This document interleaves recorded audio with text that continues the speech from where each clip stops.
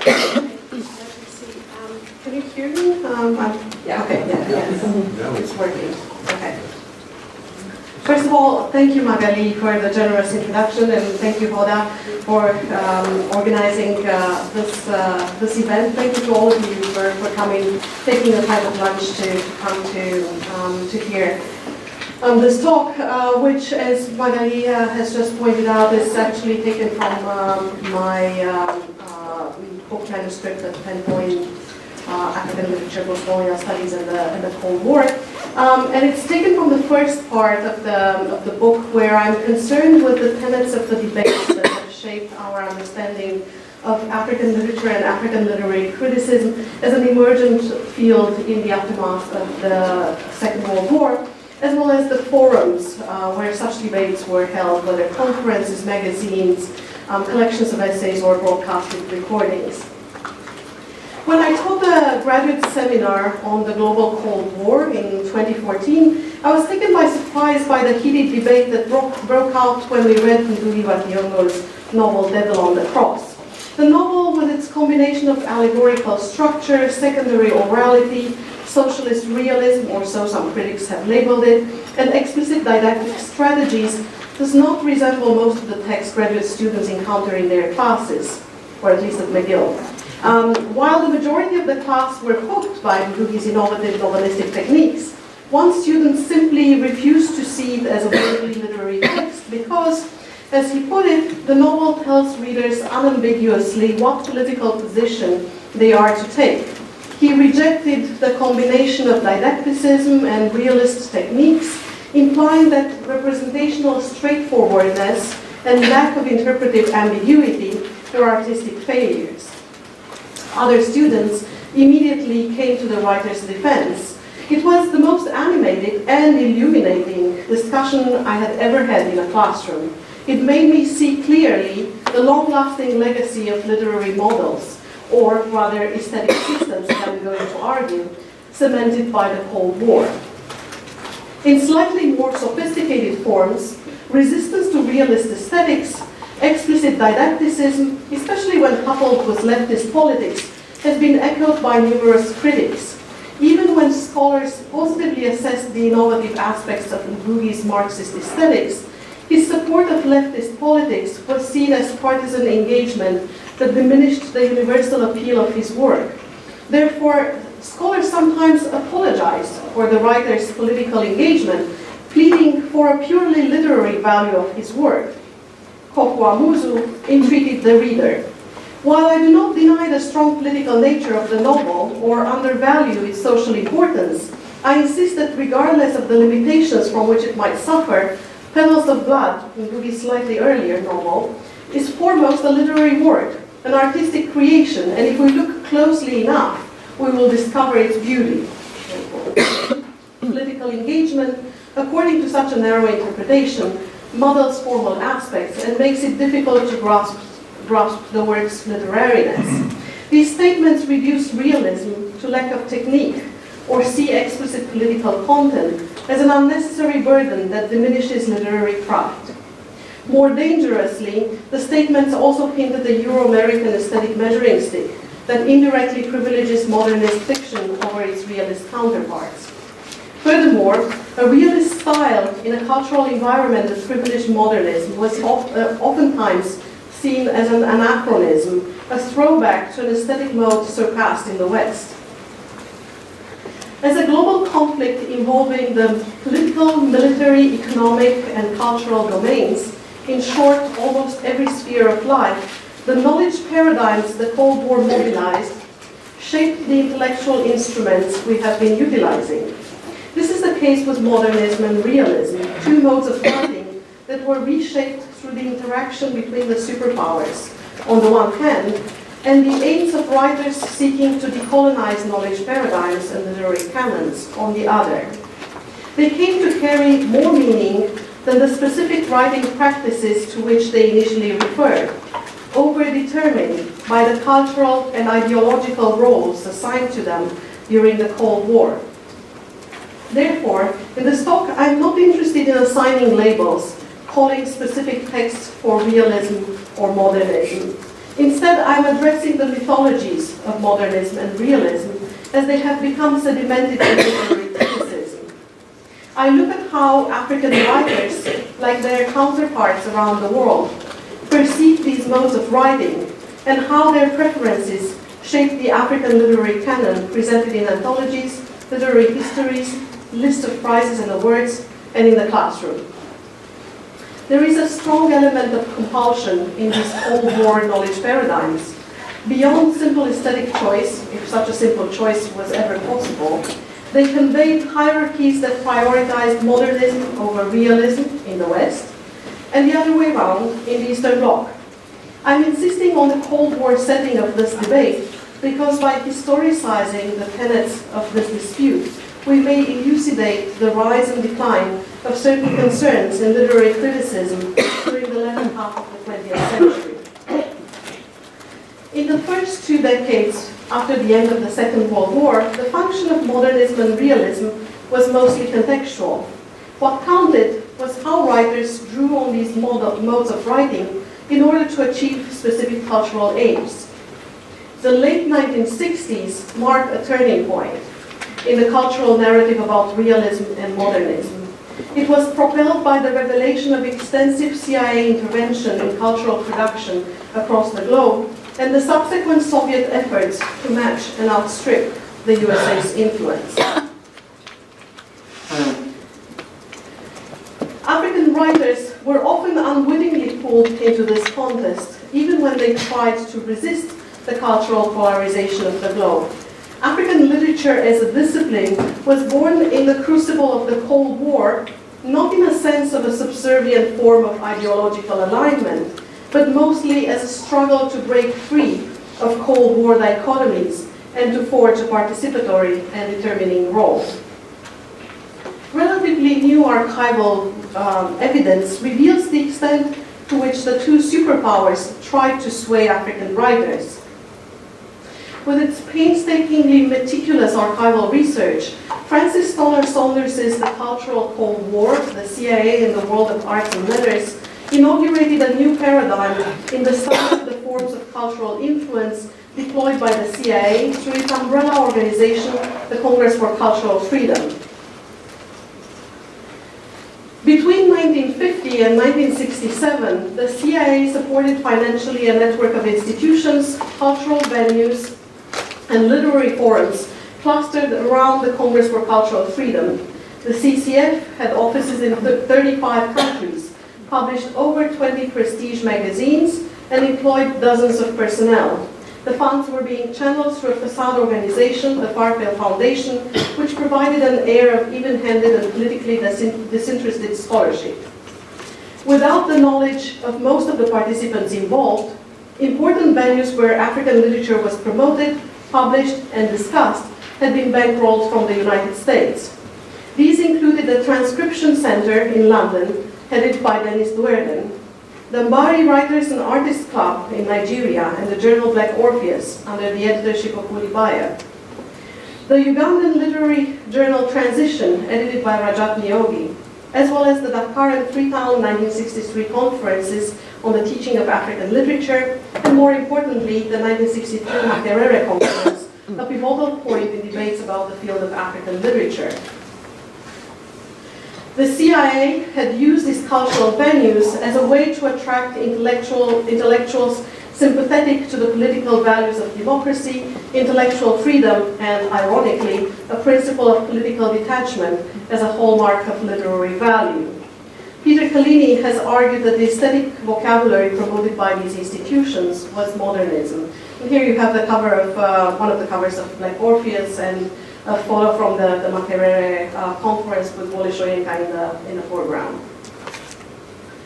When a small US publication, Ramparts, blew the whistle on the Congress for Cultural Freedom and its various offspring, numerous writers wary of Western overt or covert influence clustered around the Afro-Asian Writers Association and its journal Lotus, both of which aimed to revive the spirit of the Bandung Conference of 1955, namely Afro-Asian solidarity and alignment. today mostly forgotten, despite the influence it exercised on third world cultural production, the Afro-Asian Writers Association was formed in 1958 following a conference held in Tashkent, the capital of the Soviet Uzbek Republic, which brought together delegates from 37 Asian and African countries. And you have in the picture Efwa Sutherland at this conference, and there's also one of the covers of the journal Lotus. This cultural organization had an abiding influence on numerous African writers with leftist sympathies. It bestowed honors, that is the Lotus Prize for Literature, on writers such as Alex Laguma, Rui Wadiongo, Agostino Neto, and Usman Sembène. However, although it aimed to be a major player in the cultural politics of the Cold War era, it has fallen into oblivion. There's still very little work published on the Afro-Asian Writers Association.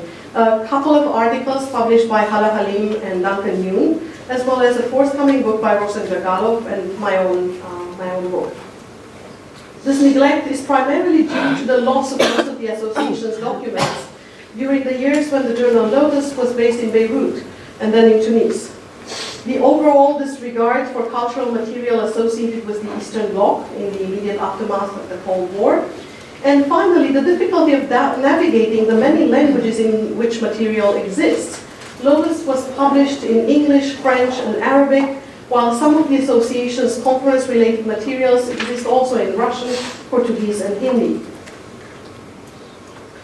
Engaged in the cultural battles of the Cold War, the Afro-Asian Writers Association blew the whistle against the activities of the Congress for Cultural Freedom in the first issue of Lotus in 1968.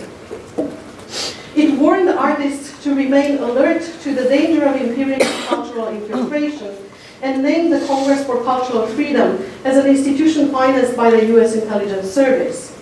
However, the association was crying wolf, while one of the beasts was unfortunately already in their midst. And you have there the cartoon with a wolfish Uncle Sam who was dangling trinkets in front of an Asian and an African person, but they have removed their blindfolds, on which is written colonialism, so now they are able to see the US for what it is.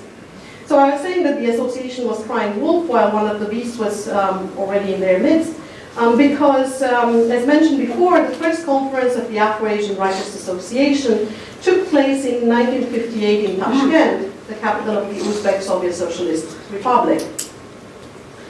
Under the guise of promoting Central Asian writers from its numerous component republics, the Soviet Union had taken a central role in planning the meetings of the association, hosting several conferences, providing funding as well as material for Lotus. And here in this image you have Alex Laguma on the left, with various Soviet writers, among whom Chingiz Aytmatov. Thus, it tacitly influenced the aesthetics, and not just tacitly, also overtly, influenced the aesthetics and politics of the association, using it as one of its own cultural weapons against the United States. This history of interference from both superpowers demonstrates that the USA and the USSR considered African literature, like other literary production from around the world, a desirable discursive field worth conquering. Reductive assumptions operated among the supporters of both modernism and realism, and they solidified as the Cold War advanced. The devotees of modernism pushed against an imaginary, reductive, mimetic realism that could only present life in reportage style. Complexity, ambiguity, and irony became the mantra of those who wanted to lay claim to a more nuanced understanding of the world. Seen as resisting official narratives, modernism and postmodernism after that have been embraced particularly in social contexts where the state took control of modes of representation, such as socialist dictatorships.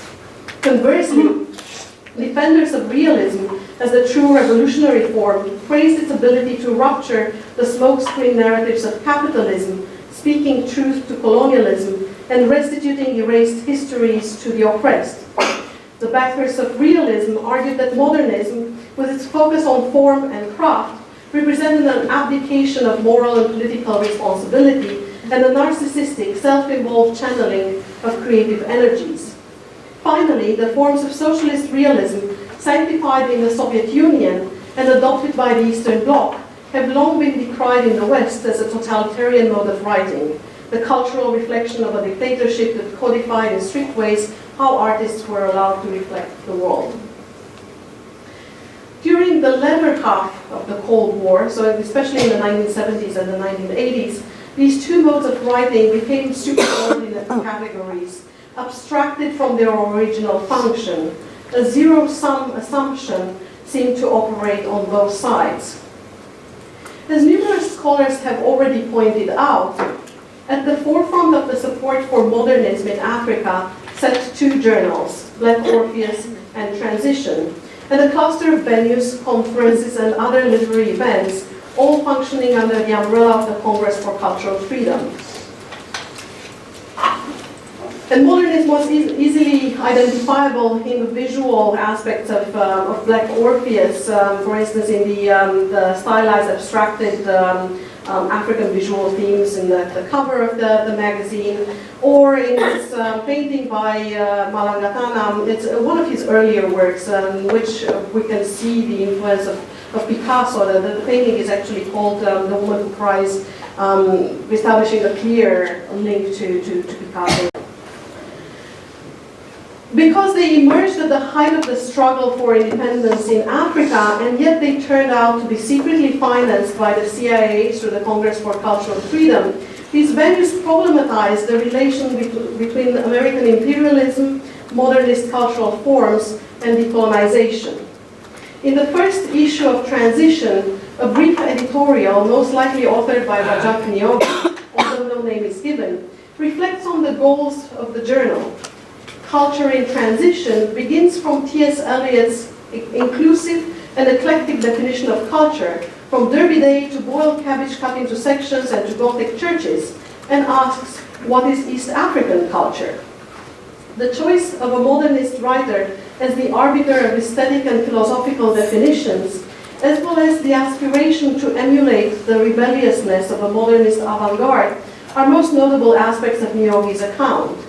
Nyogi's own poems, published in the first issue, would be at home among the repertoire of Western modernist writers, with the emphasis on internal turmoil, the crisis of the self, the poetics of despair, as well as the rugged aesthetics reflected typographically in the indented lines. Curse the suburban mind possessed with the eye, breeding ground of strangers burning arrows in the sky. If we are to take Rajat Nyogi's prose poem 71 equals 7 ton as a tone-setting piece for transition, the experimental element dominates. In modernist fashion, it invokes the breaking down of the meaning in contemporary experience. Myriad existences forgotten over past tense, and a vocabulary full of new cooked meanings, meaning, but nothing else. Now, I should say that while we can see a general kinship in attitudes to literature within the journal Transition, Nyogi, as the editor, did not impose a recipe for his contributors. In his article on the role of the institutions of the Congress for Cultural Freedom in promoting African literature, Peter Collini argues that African writers of the early 1960s reinterpreted the legacy of interwar modernism to fit the needs of new cultural institutions founded in the context of decolonization and the Cold War. Andrew Rubin, on the other hand, has argued that this form of literature is the product of the Anglo-American imperium. This criticism is taken up in the Afro-Asian Writers Association venue, Lotus. While in the first issues of the journal, realism in African literature is given a more versatile and contextual interpretation, once Soviet writers become involved, in the Afro-Asian Writers Association, the tone changes and the dichotomy between realism and modernism becomes more charged.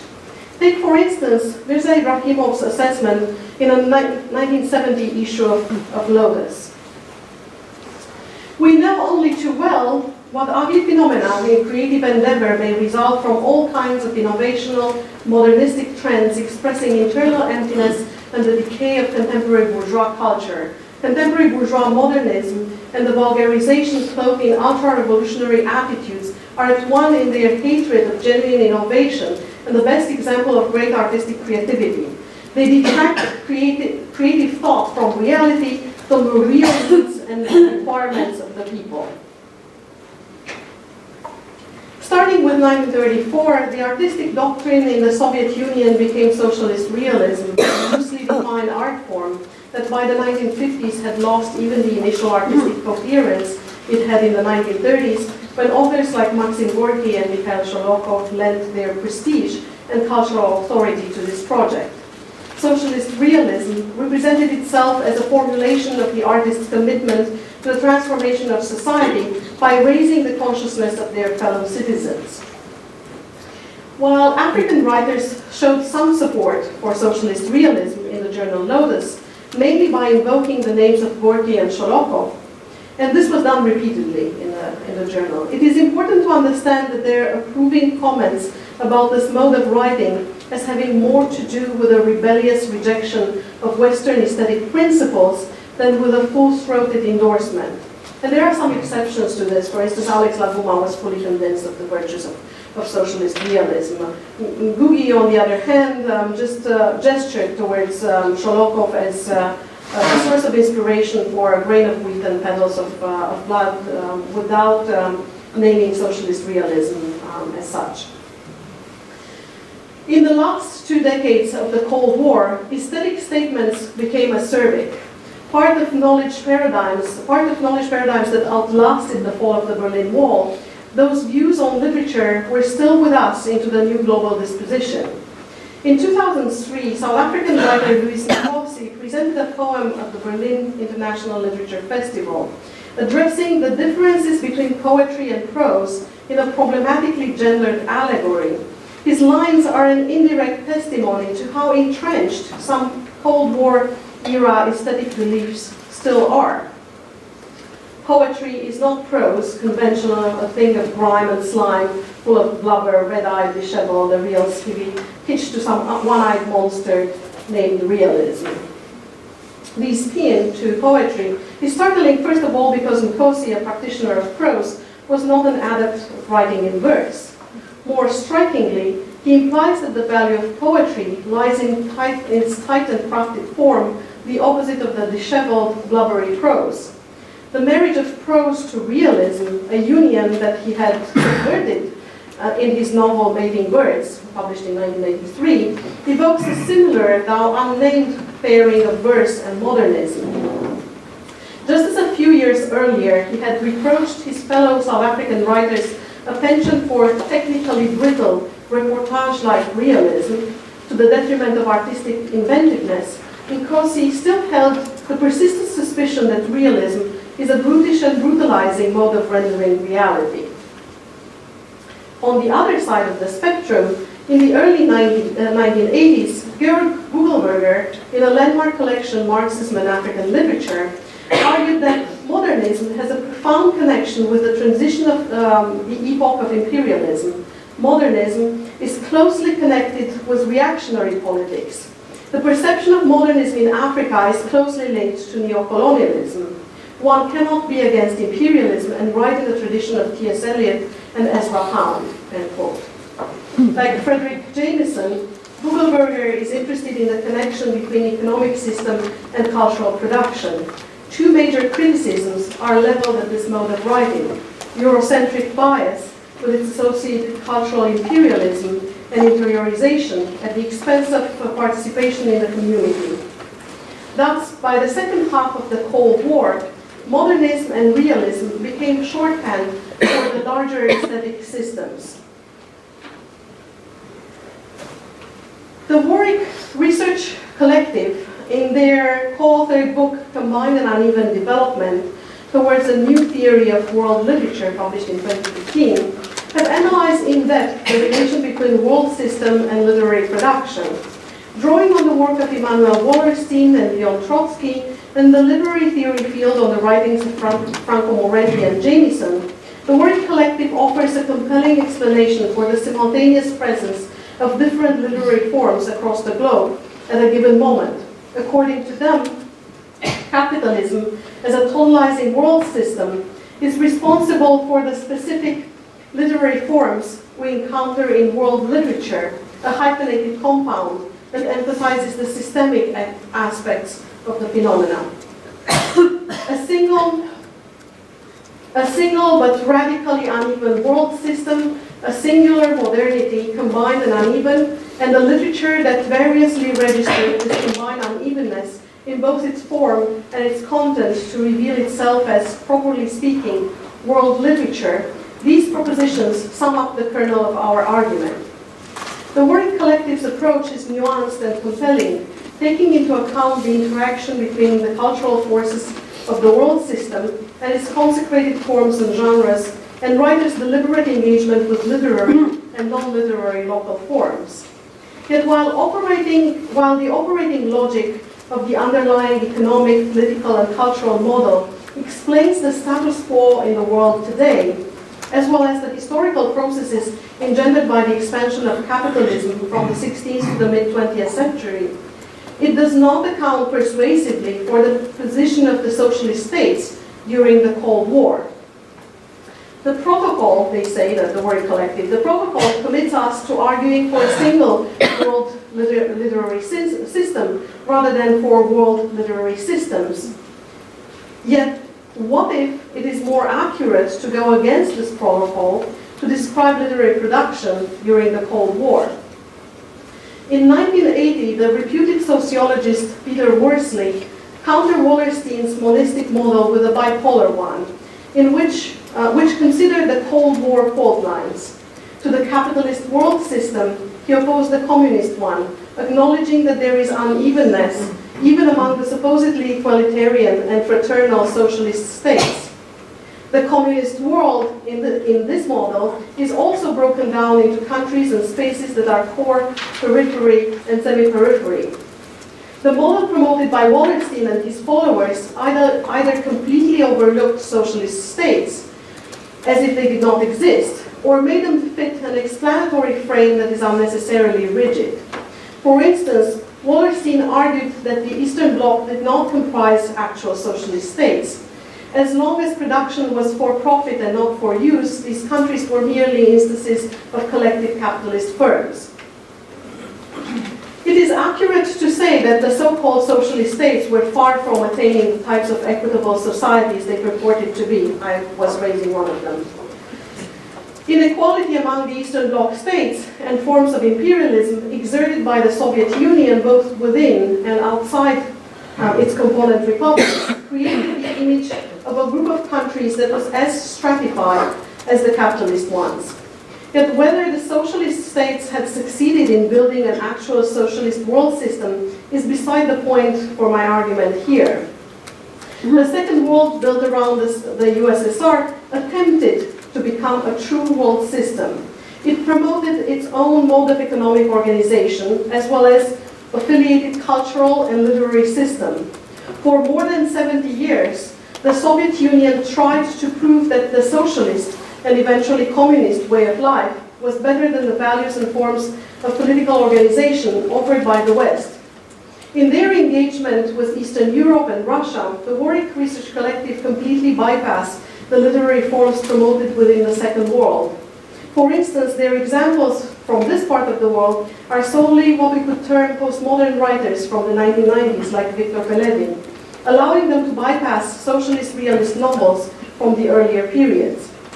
In fact, they do not account for forms of realism that cannot be explained as effects of combined and uneven development of the capitalist world system. Thus, we can complicate the explanation proposed by the Warwick Research Collective by saying that writers from the peripheries and semi-peripheries of the capitalist world worked to disentangle themselves from, or at least to signal, the limits imposed by capitalism in its various colonial and imperial guises. At the same time, some of them engaged with a non-capitalist mode of cultural production, ostensibly patronized by countries from the Eastern Bloc, even if this process ultimately led to new forms of cultural imperialism from which a later generation of intellectuals would attempt to distance themselves. At the same time, it is impossible and it would be highly problematic to attempt to justify all literary production in Africa by making it fit a Cold War matrix. Opposing is, and I can give you lots of examples where this dichotomy falls apart. But let me just say here that while opposing aesthetic systems were set up on the two sides of the Iron Curtain, in practice things were more complicated. For instance, Alex Laguma won both the first competition ran by the journal Black Orpheus, a contest organized with the support of the Congress for Cultural Freedom, and he also won the first Lotus Prize conferred by the Afro-Asian Writers Association. Luis Nkosi published both in Lotus and in numerous venues associated with the Congress.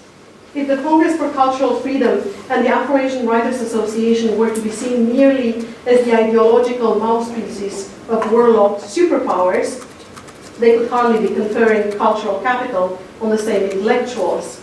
If the cultural battle were simply staged between the supporters of modernism versus the disciples of realism, there would probably be no room for mutual comprehension.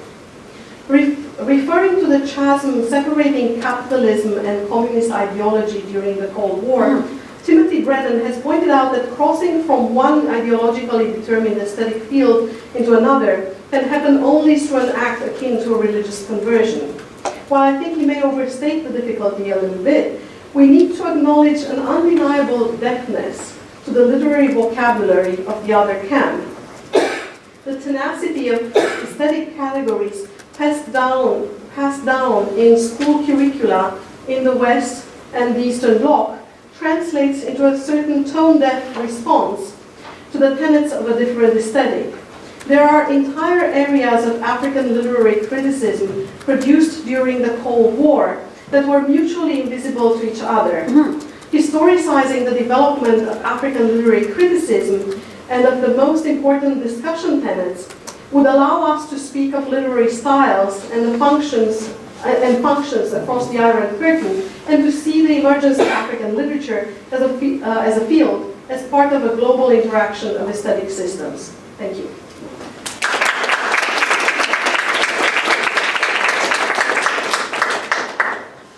Thank you. I'll open the floor to questions. Yeah, so that is fascinating work. I'm slightly troubled by the idea of two blocks and two systems here. So to take an example, yes, the Afro-Asian Writers Bureau came out of the Tashkent conference, but it very soon underwent a major split. In 1966, in summer 1966, we got two conferences held by the Afro-Asian Writers Bureau in Moscow and in Peking, that each claimed legitimacy. So we have not one, but suddenly two, and that in the following years evolved into a major propaganda war. So the communist bloc in itself is not cohesive. Yes. For me, that raises the question: can we even speak of realism in terms of style as a single style? Because there were different approaches and different understandings of what realism means and how realism. That kind of, that on the one hand defy the idea of a neat partition into two camps, and that on the other hand seem to highlight what in earlier works, the bilateral, or I call it lateral connections across especially Asia and Africa, eclipsing the two superpowers. No, that's a great point, and it's one of the examples, that shows that the field is much more fragmented than these two aesthetic blocks. And indeed, the whole story of the partition between the Soviet supported and the Chinese supported branches of the Afro-Asian Writers Bureau is really fascinating, and Duncan Yoon has actually published an article about it. And the Chinese put out a lot of propaganda accusing the USSR of imperialism on a par with the American imperialism. So what I'm saying here is not that there weren't a multitude of forms of realism. Of course they were.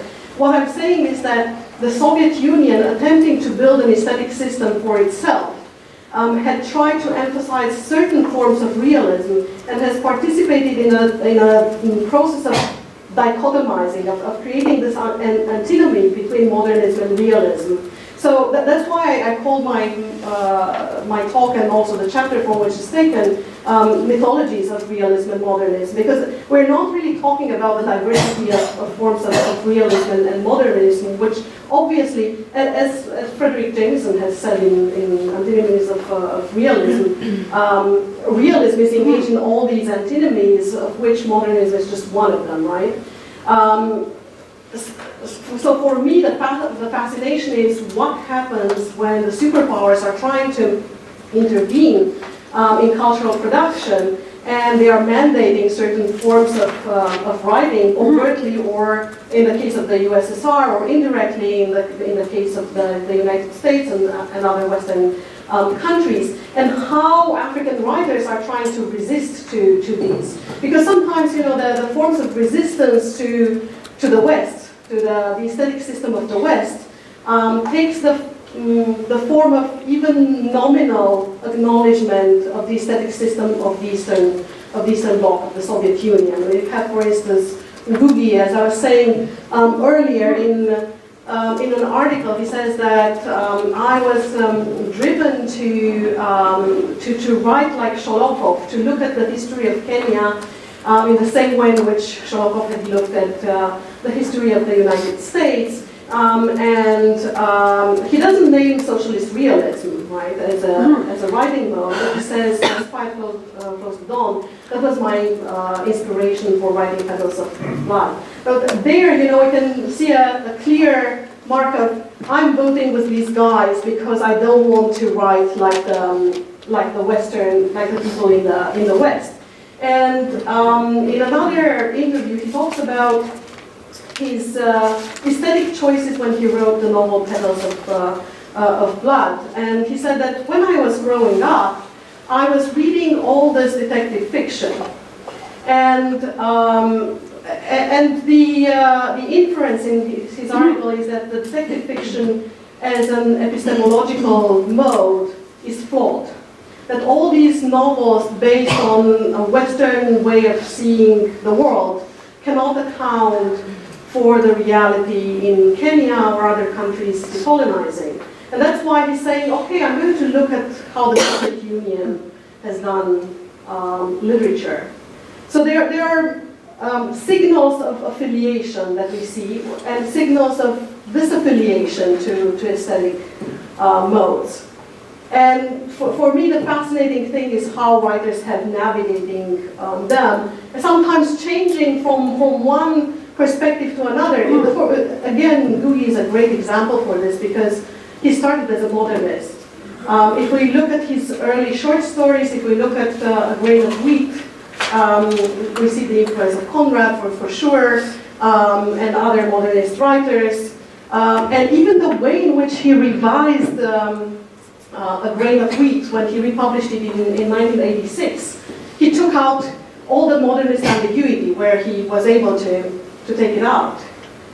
So he shifted from a modernist centered aesthetic system to a realist centered aesthetic system. Hi. So I have a question, another question along the lines of asking about, or on behalf of multiplicity, right? Yeah. And it's a historical question. I wonder to what extent the African writers embracing forms of realism and implicitly siding with the politics and aesthetics of the Soviet Union might have been aware of the internal multiplicity of political themes, perspectives, genres within the Second World as a whole, right? So, and it depends on which countries you might be looking at, of course. If you're in Bulgaria or Romania versus Poland and Czechoslovakia, you see different things. So my historical question is, to what extent might writers like Nugi or others have become, even if they were not originally aware of, these divergences within the Soviet bloc? Did they ever become aware of them, right? And what might have they made of the traditions of political dissidence, for example, right, in Eastern European literatures, or even Russian literature. Right. In particular, as a one kind of opportunity, perhaps, for becoming aware of them might be the '68 invasion of Czechoslovakia, right? So, are there any echoes of that? Any fracturing of what appears to be a pretty monolithic, right, orientation? Because it did have repercussions in Western socialist-leaning traditions, right, intellectual and literary. Yeah. That's a great question. I think I would illustrate that with the case of two South African writers, Alex Laguma and Louis Nkosi. So Alex Laguma, because he was a very staunch member of the Communist Party, and also he became the representative of the ANC for Latin America, formerly in Cuba, he became more and more closely affiliated to the Soviet Union. It was they received very well. His works were translated into Russian. He was absolutely thrilled to find his works in Siberia in a bookstore. And also he wrote, for instance, his travelogue, A Soviet Journey, is very much a state-approved perspective. So there, and here is the case of someone who spent several weeks traveling around the Soviet Union, of course, with translators, especially assigned translators and guides who steered him away from any dissident voices. And the picture that he presents there is that everything is absolutely wonderfully shiny and there's no dissidence, everyone is united.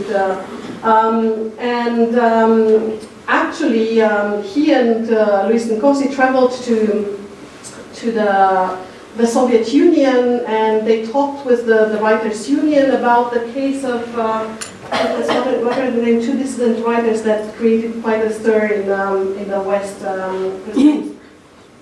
whose names are escaping me right now. It's not important, but they had been, of course, denounced in the Soviet Union as being unpatriotic. And Laguma was like, yeah, of course, that sounds like right. If everyone denounces them, it must be that they are traitors to the Soviet Union. And Louis Nkosi says in one of his essays, I'm absolutely perplexed how Alex is not making the connection between what is happening in apartheid South Africa and the forms of censorship there and the forms of censorship in the Soviet Union. So Louis Nkosi, who was never a party guy, was much more critical of the Soviet Union, and even if he embraced his own form of leftism, it was one that did not play along the party line as the Soviet party line, or so he was definitely much more aware of differences. Plus, he actually lived in the 1980s in Poland, in Warsaw, and his picture of what was happening in Poland was much more nuanced, especially with Poland's attempt to distance itself from Soviet imperialism.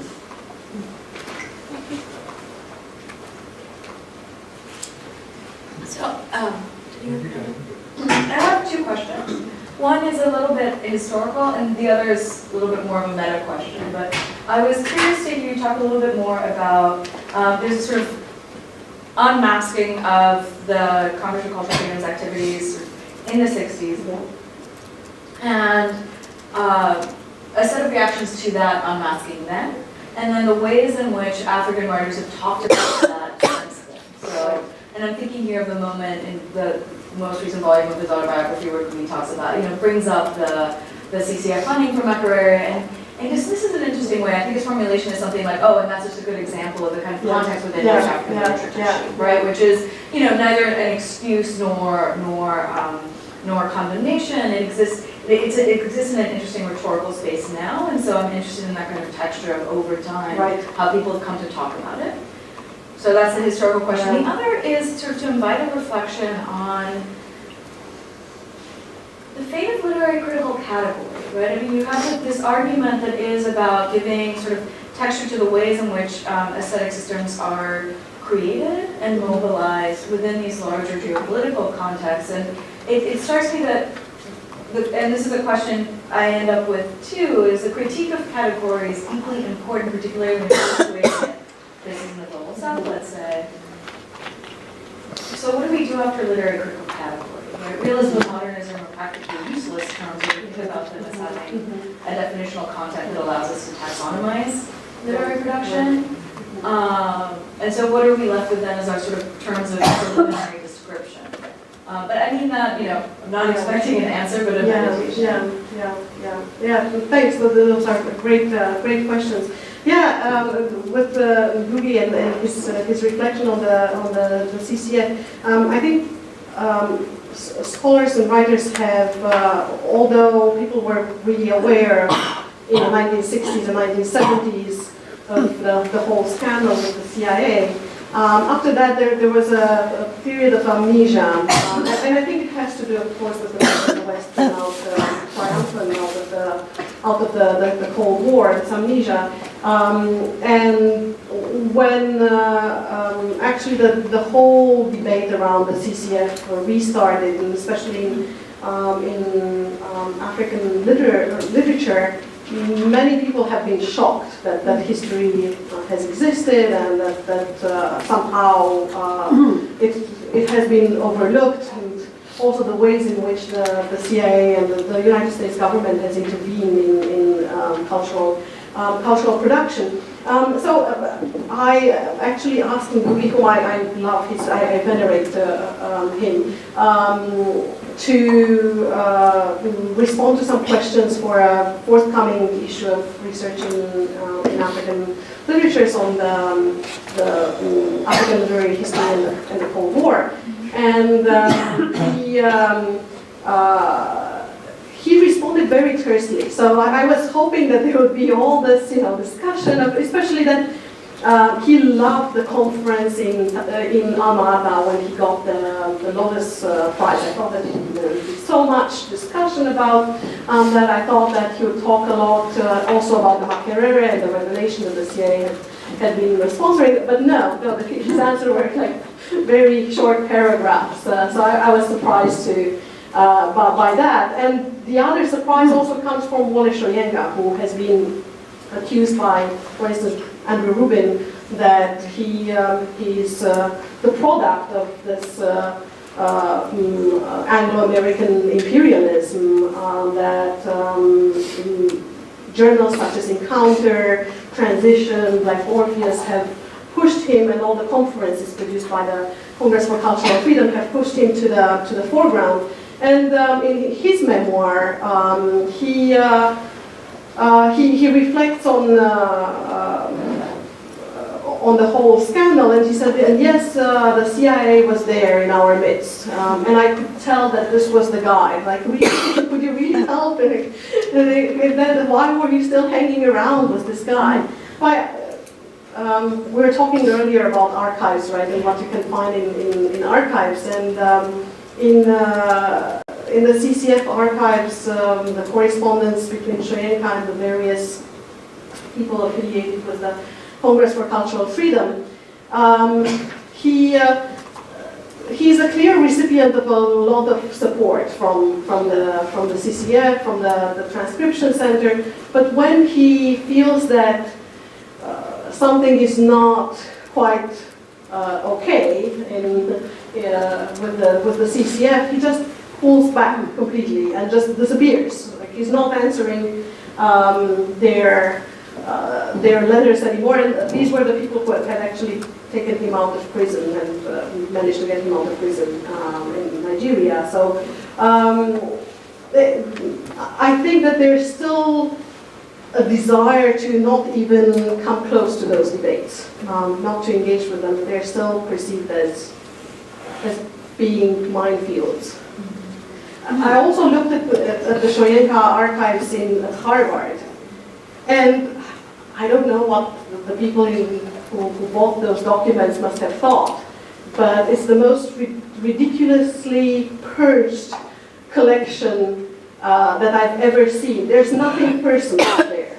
There's absolutely nothing personal or of interest. So it's, again, quite interesting. And your second question, that's a great and really big question. Well, I think that the categories with which we operate morph all the time into new ones, right? Whether we operate with categories such as realism and modernism, or then in the 1980s, 1990s, the rise of post-colonial studies created a different vocabulary, or now, the rise of world literature is creating a different vocabulary. So for me, the conclusion is that all we can do is historicize and see what are the kind of conditions under which these intellectual tools, instruments have appeared. But that's a very vague answer. Hi. So, from like the mid-60s onwards, in the kind of East African context, and particularly Uganda, Yeah. you get this idea that East Africa is like not a place that's very productive of literature. And it seems to start in Tabando Lyong's essay. I think it's called "Can We Correct the Literary Barrenness in East Africa?" Of East Africa in 1965, I think, and it becomes a kind of like, particularly in Uganda, it's still there as an idea in the mid-90s and causing people quite a lot of trouble. This idea that in some way the place is unconducive to producing literature. Right. And you don't have to do very much work to sort of say it's not really true. Yeah, right? Of course. But I was wondering how, particularly given that where that argument seems to kind of spring up in 1965, I was wondering whether you see any evidence of it in the archives you're looking at. Right. That's a great question. Well, so first of all, the mid '60s, I think that there's still a lot of faith in East Africa as a possible center for literary activity, because Eskiam Patmele decides to leave the directorship of the Africa wing of the Congress for Cultural Freedom. So he leaves Paris and he goes to Nairobi and sets up the Chemchemi Center, which he thought it would be the equivalent of the Mbari Center, but in East Africa, and it fizzles out because he is a non-Kenyan who's trying to direct Kenyan literary life, and then people are not thinking it very nicely, so he ends up with lots of conflicts. So that would be a sign that, what you're saying, that after the mid-50s things are fizzling out. But on the other hand, we have to think about the Nairobi Revolution, right? As Apollo Omokoye was calling the call for the abolition of the English department at the University of Nairobi, and all the cultural production that was taking place around that moment.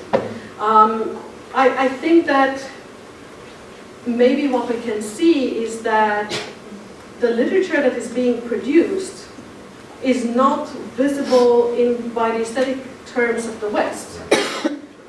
Because let's think about Ngugi's theater projects, which are community theater, and they were so important and so impactful that the government bulldozed the community theater, right? So that tells us that they were doing really important cultural work, but it was not being registered as such, because we're working with the wrong kind of instruments. And I think that this is what historicizing the literary debates during the Cold War can help us to go beyond this kind of blindness towards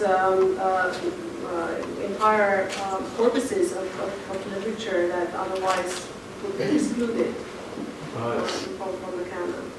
Yeah, that's really interesting. And just as you were talking, I was thinking, because Tabano Leong, of course, is one of the signatories of the Abolition of the English Department essay, right? So kind of, thanks, that's really interesting.